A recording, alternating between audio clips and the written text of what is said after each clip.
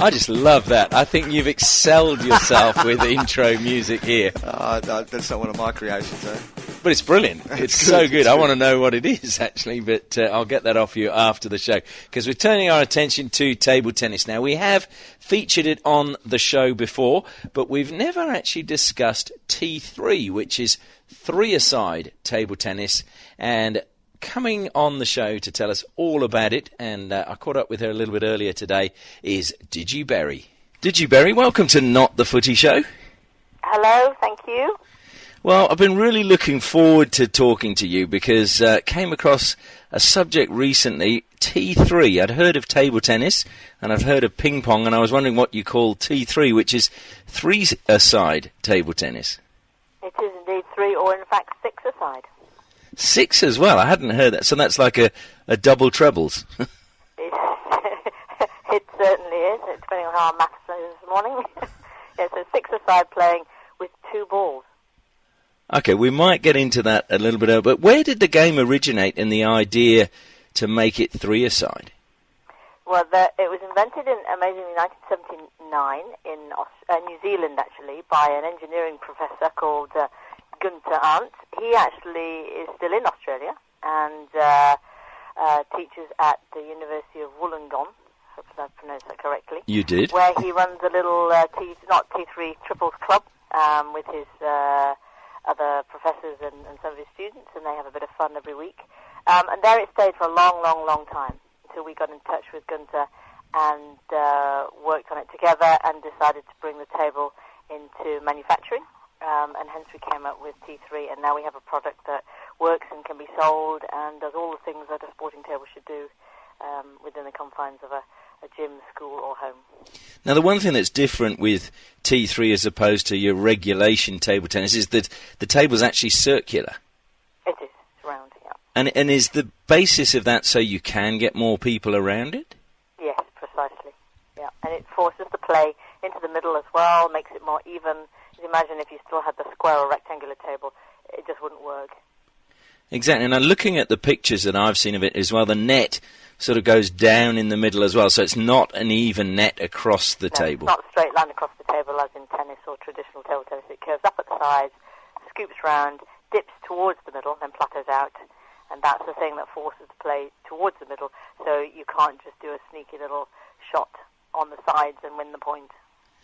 Do you know where he got the idea from? Because, I mean, I remember playing, I think it was called Round the Table or Round the World. Round the World, yeah. That's it. Yeah. You used to run around and make drastic attempts to get the ball. That game apparently is still played on our table a lot, and it's very, very popular. It's less dangerous and a lot faster, apparently. But I think the general idea came from Gunther when he was a child, just being very tired of waiting at the side of the table for his turn. And so he thought, how can I get more people around this table? And being an engineering professor himself, I think he just eventually came up with the idea of, let's make it round and see how it works. And bit by bit over the years, he honed the idea down to this playable table, which is the same length as a conventional table. So it's the full length, so you get the full smashes in, but just circular.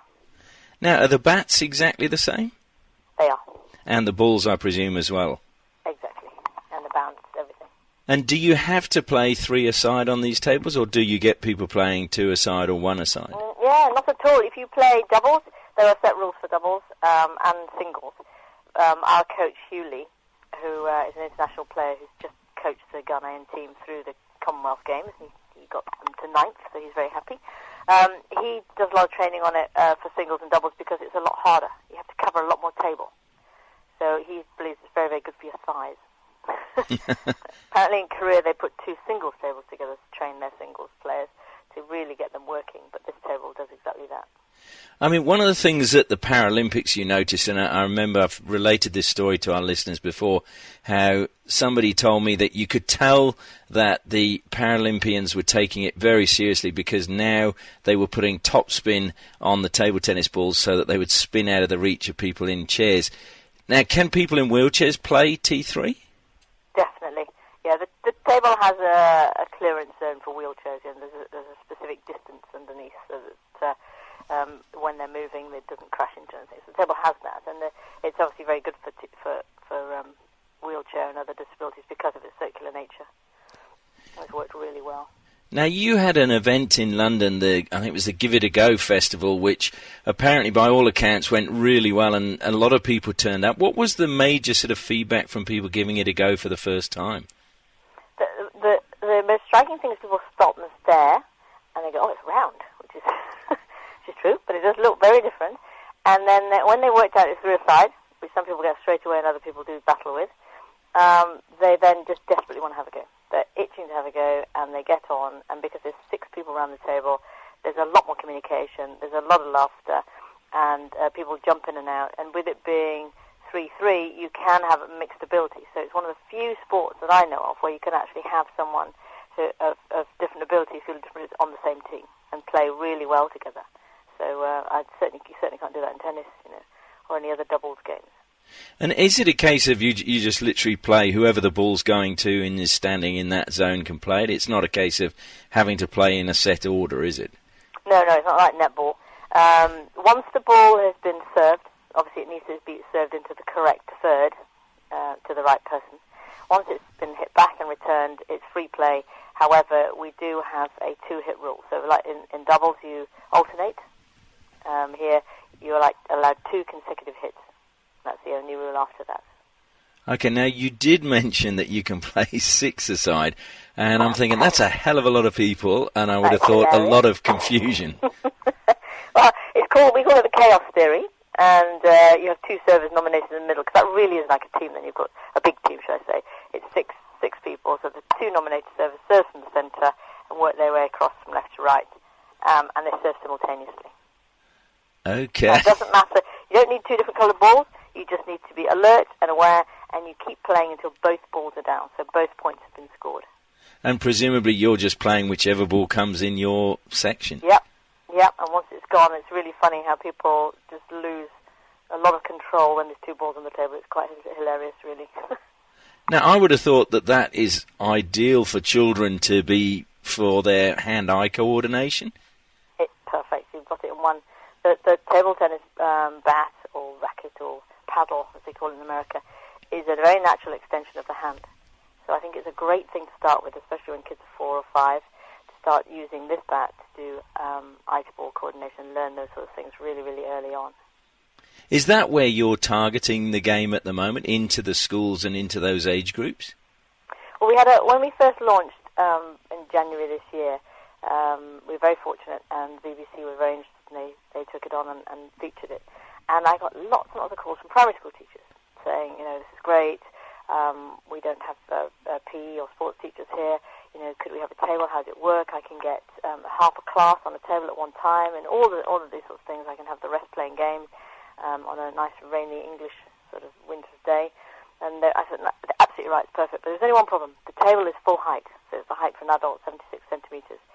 So we've been working this year on producing 2 other tables that match the school furniture, so for the 4 to 6-year-olds and the 6 to 8-year-olds, where the table heights differ.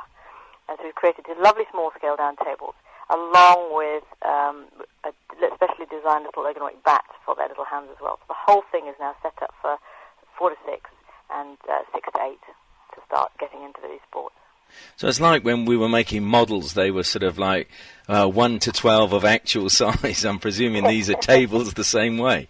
They are, and it was amazing watching the little 4 and 5-year-olds come to the table, because the table's at their height, they know it's for them. So they rush over and they just desperately want to start playing, and it's very charming to watch even at this stage to see who the very aggressive A-type players are, but they're there.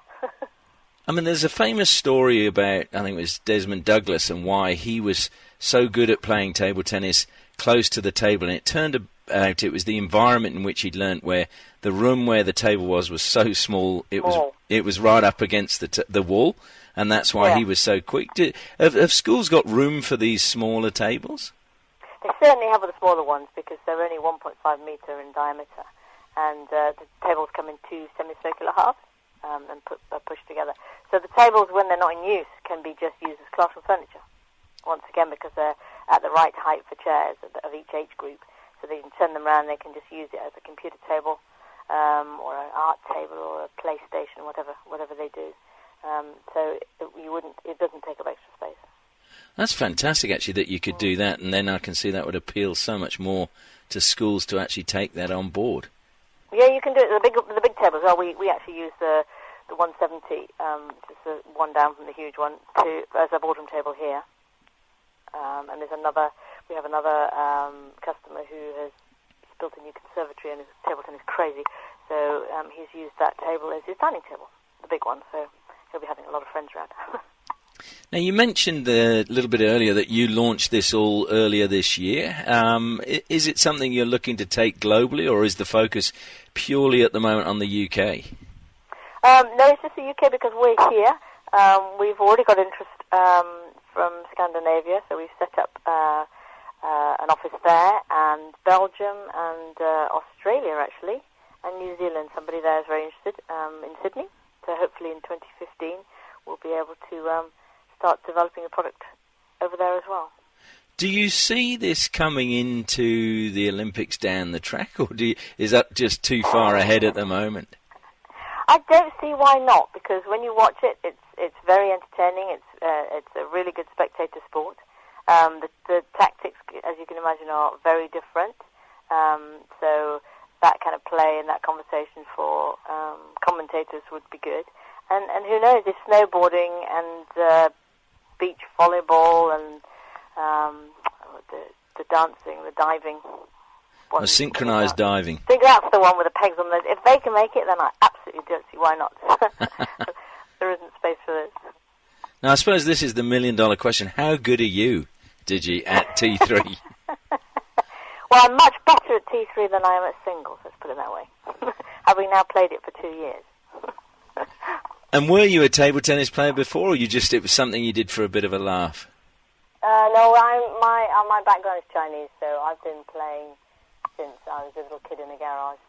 My memories are that I just remember not being able to reach the middle of the table to get the ball back because the table was so high, and also no one really wanted to play with me because I was so small and not very good until I was much older. So to see the little table come out and see it the right size and the little bats and everything is a real delight. But I still use the penhole grip, which is apparently very old-fashioned now. So. Now, I mean, are there going to be tournaments now that it's spreading across the world? Are you looking to maybe have an international tournament down the track? Definitely. I think Gunter's taken his little team to New Zealand. They've had a few friendlies with another university, I think. But no, we would love to formalise that and do it properly, because now we've got Hewley on board, the international player I was telling you about earlier, who's our official coach. It really is coming into its own, and it's so much fun. We've had about 3 or 4 social events where people have been invited to bring teams along in large bars and clubs, and it's been fantastic. It's been really, really funny and sociable, as well as very competitive. It would work. Well, I think it's fantastic, and hopefully we can stay in touch, and if anything like that comes along, or if there's any plans for expansion into Australia, please let us know, because I'm hoping our listeners get as enthusiastic about it as I've been.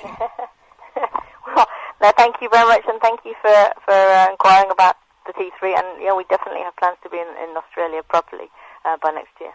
Well, thanks very much. Cheers, Ashley.